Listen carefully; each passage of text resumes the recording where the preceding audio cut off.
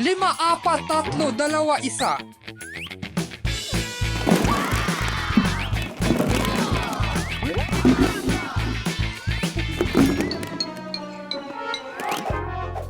Anong mali ang nagawa ko? Guys, punuin natin ng mga bola ang pool. Ang galing ng idea mo!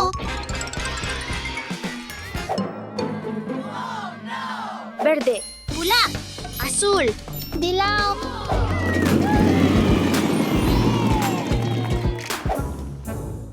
Tatlo, dalawa, isa, simula na. Tatlo, dalawa, isa, simula na. May pating! Guys, totoo bang may pating? Huh? Wala naman akong nakikitang pating. Tingnan nyo! Ayan o! Dasha, ayos ka lang ba? Wala namang pating dito. Ayos lang ako. Parang ako lang ang nakakakita. Sige na guys, talon na tayo. Sa tingin ko, mas mabuti nang dito na lang tayo. Halika na guys, tara na. Sige, Alex, tara na.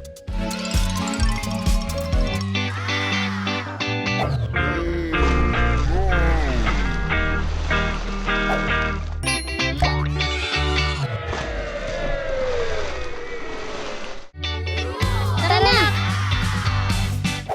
Mga bata, huwag kayong tatalon sa pool. Sorry po, Daddy.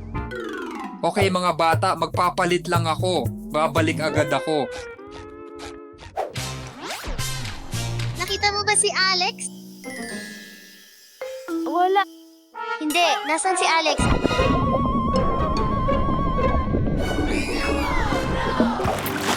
Nasaan si Alex? Alex, nandyan ka ba? Alex, nasan ka? Sinabihan ko naman si Alex na huwag tumalon. Baka nasa banyo lang si Alex? Baka nga, Ganito ang plano, hahanapin namin si Alex, ikaw dito ka lang. ayos. Alex, nasaan ka? Alex, ayos ka lang ba? May pating, takbo.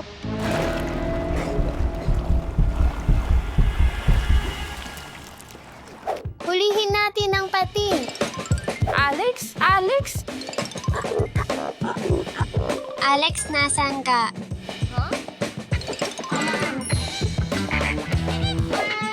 Alex? Alex?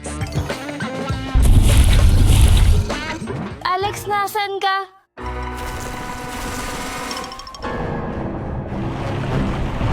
Hulihin natin ang pating. Halika dito, pating. Huhulihin kita, pating.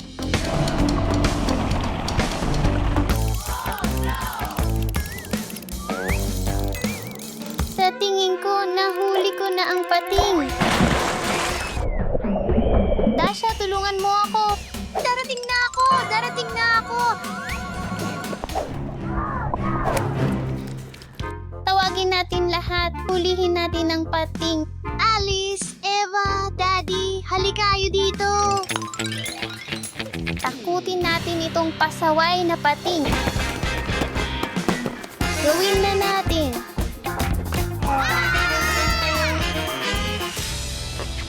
Halika dito, munting isda.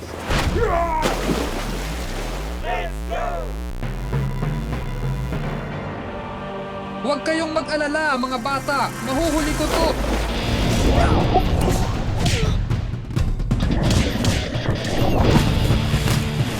Sige na, Daddy!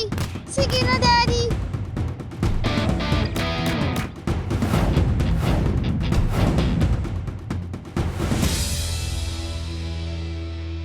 Yehey! Sumama kayo sa akin.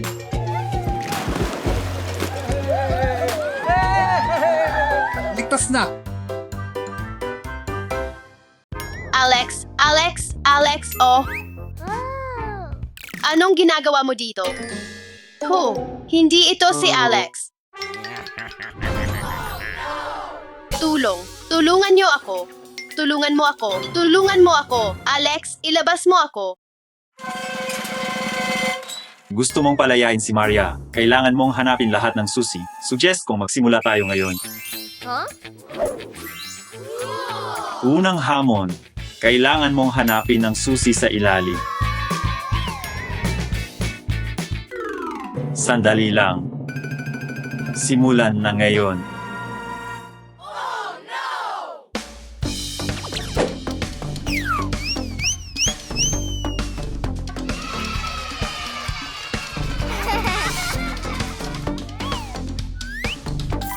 Nahanap ko na ang susi.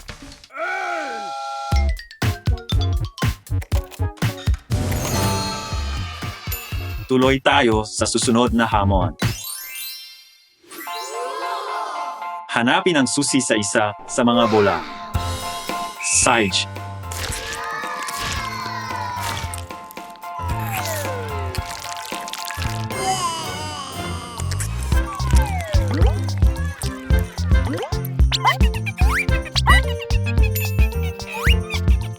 Walang susi. Tingnan mo yung sunod. Mauubos na ang oras. Oops! Nakakatawa. Alex, Nahanap ko na ang susi. Hindi ito gumagana. Huy, haha. Subukan mo yung huli. May nahanap ako. Peekaboo. Nahanap ko na ang susi. yay! Dalawa pang susi.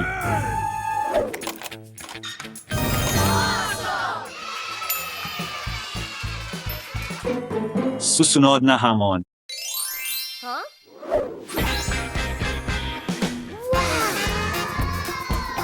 Nasa loob ng isa sa mga lobo ang susi. Okay.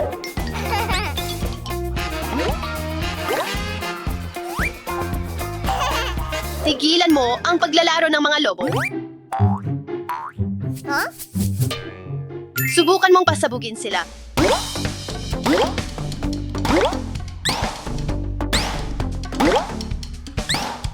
Alam ko. Tsaha. Nahanap ko na. Galing mo, Alex. Oh, Tara, alis na tayo. Huling hamon.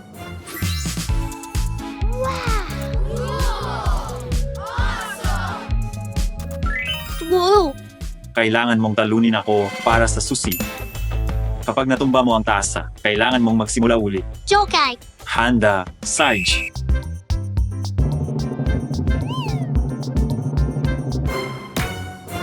Oops, mukhang kailangan mong magsimula ulit. Mag-ingat ka, Alex. Hoy, hoy, tama na, hindi pwede. Hindi ka pwedeng manalo. Ay, hindi. Oh, nakuha ko ang susi, ang huling susi. Oh, natalo niya ako. Paano? Hindi patas? Tinrick niya ako.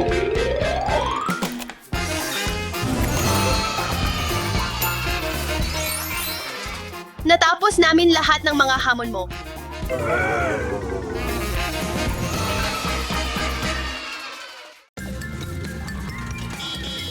Hoy, hintayin mo ako.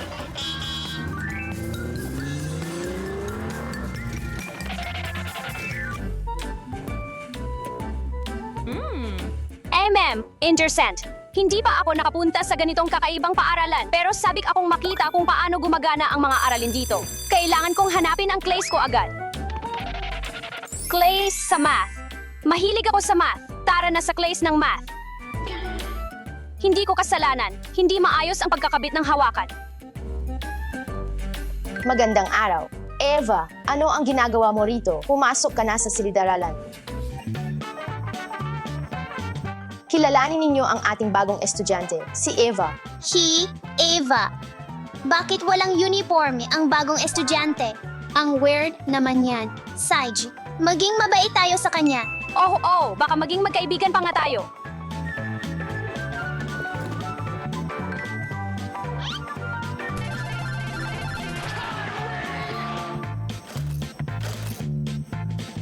Gusto mo bang maglaro? Hindi, salamat. Gusto kong mag-focus sa aralin. Mga bata, oras na para maghanda para sa aralin.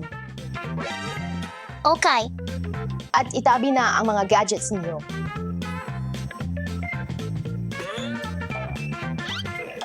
Magaling! Ngayon may pagsusulit tayo sa math. salamat. Gustong-gusto ko ang mga pagsusulit.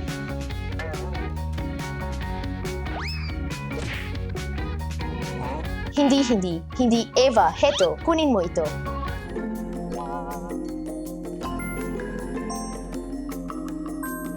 Tatlo plus dalawa ay katumbas ng 5. Napakaiba ng papel na ito para sa pagsusulit pero susubukan kong makakuha ng magandang grado.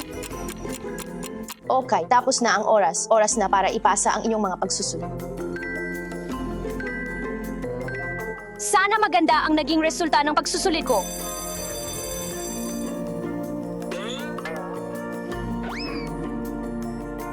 Paalam, Guro. Kita-kits, Guro. Paalam.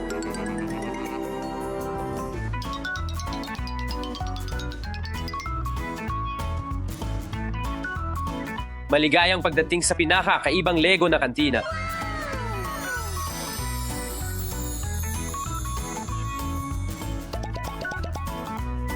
Mga bata, laging maghugas ng kamay bago kumain. Nakatutulong ito para maiwasan ang mikrobyo at manatiling malusog.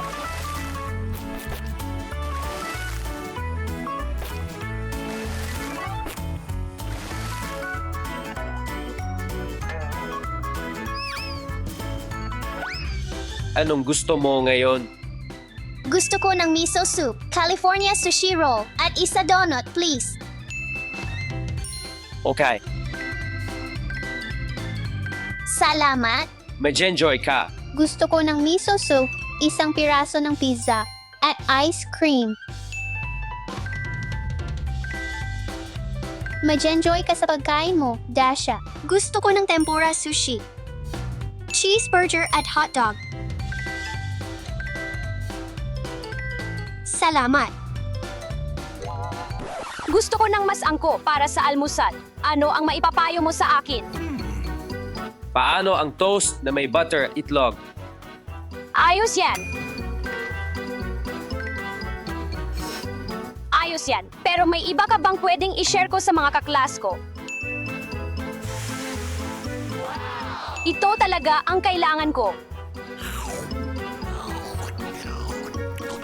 Sa tingin ko, itatabi ko muna ang pizza para mamaya. Pwede ba akong makiupo sa inyo? Oo, naman. Paano ninyo ito kinakain? Hindi ito nakakain. May mas maganda akong dala. Ano ito?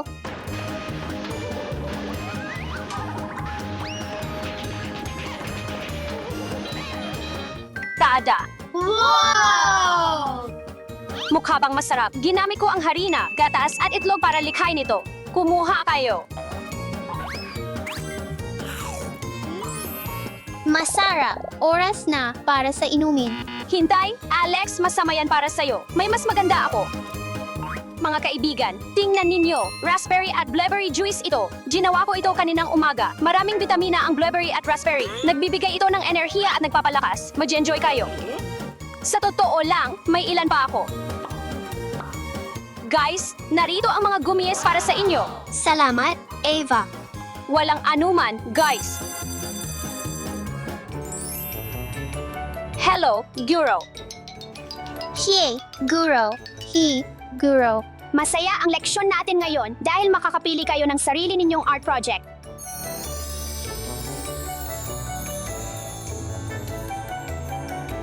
Gagawa ako ng magandang flower arrangement. Ma'am, ako rin. Gusto ko ng mga bulaklak. Napaka-interesante ng gawain natin ngayon. Gusto kong gumawa ng espesyal. Kamakailan lang bumisita ako sa Paris at nakita ko ang painting na Mona Lisa. At gagawa ako ng inspirasyon mula dito.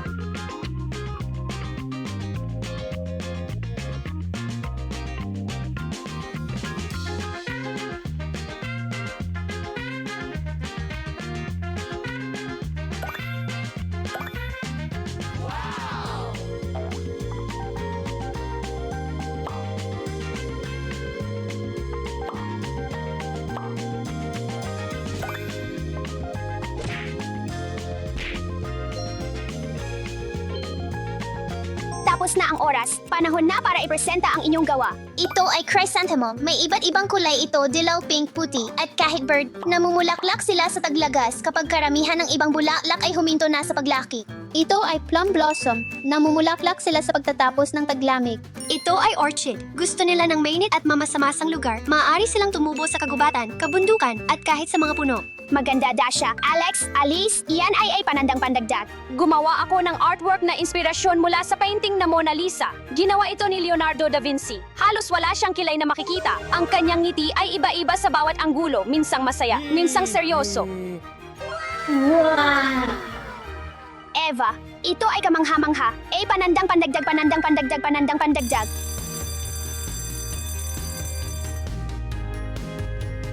Magandang araw, mga estudyante, at maligayang pagdating sa class ng agham.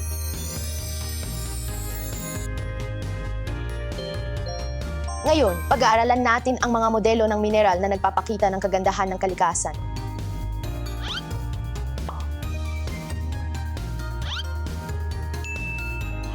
Tingnan mo ito. Oh, wow, isang crystal.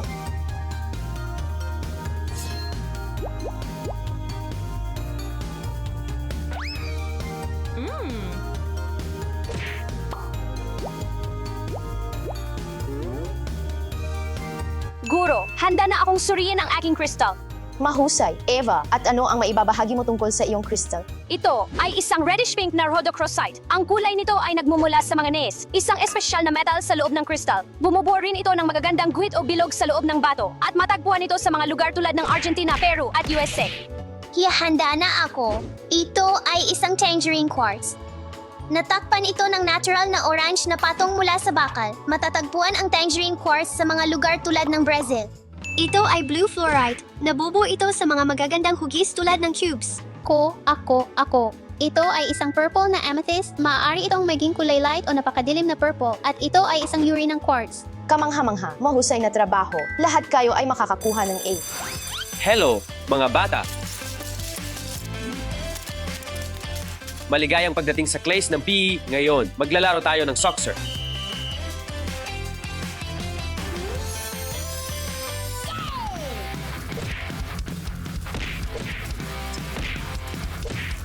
Yay!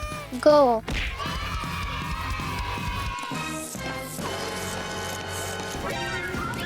Gagamba, guro long.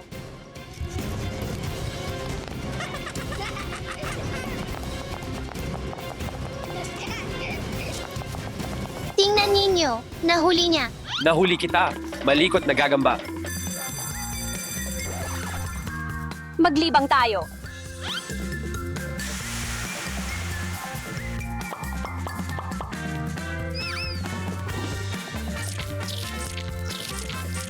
Maligayang pagdating sa ating leksyon sa paleontology.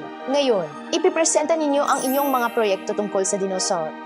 Ngunit una, nais kong ipakita ninyo ang model ng fossil na Tyrannosaurus Rex.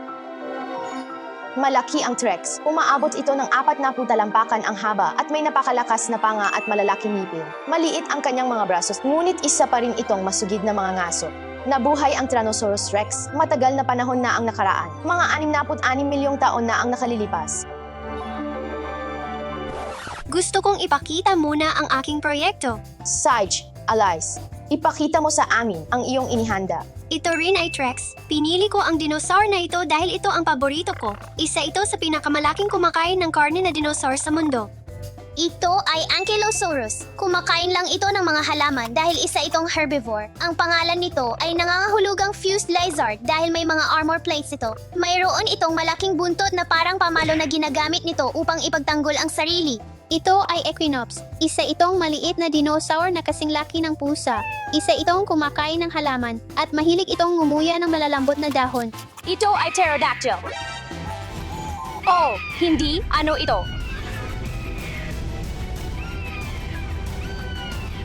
Ang laki-laki nito. May magagawa ba ang sinuman? Siguro isang magic wand ang makakatulong para bumalik siya. Ayos! Eva, pumunta ka na sa opisina ng principal ngayon. Ako, wala akong ginawa. Hello. Oh, ito ang principal ng Lego School. Uhu. Hello, Principal. Hello. Eva, maupo ka. Eva, ano ang nangyari ngayon sa class ng paleontology? Nagpepresenta lang kami ng aming mga proyekto. Pero bigla na lang lumaki ang aking dinosaur at nagsimulang lumipad sa paligid ng silid at sa totoo lang, hindi ko kasalanan yon. Wala akong kinalaman dito. Alam kong isa kang mabuting estudyante at naniniwala ako sa iyo. Pwede ka nang umuwi at sana hindi na ito mangyari muli sa hinaharap. Salamat, Principal. Sana nga hindi na ito mangyari ulit. Magandang araw sa iyo, Eva. Paalam.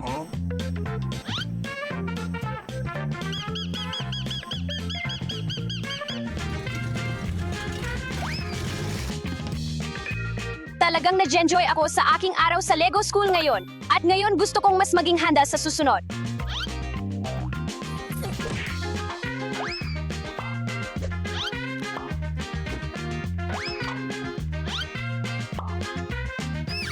Magandang umaga, Clays. Magandang umaga, Guro. Magandang umaga sa inyong lahat. Anong nangyayari? Eva, kahapon ang araw na may temang Lego. Pasensya na, mga bata. Laging pagtuunan ng pansin ang iyong schedule at i-double check ang lahat para makasiguro. At huwag matakot matuto ng bago dahil kapag handa ka, mas masaya at kawili-wili ang lahat. Tama ang sinabi mo, Eva.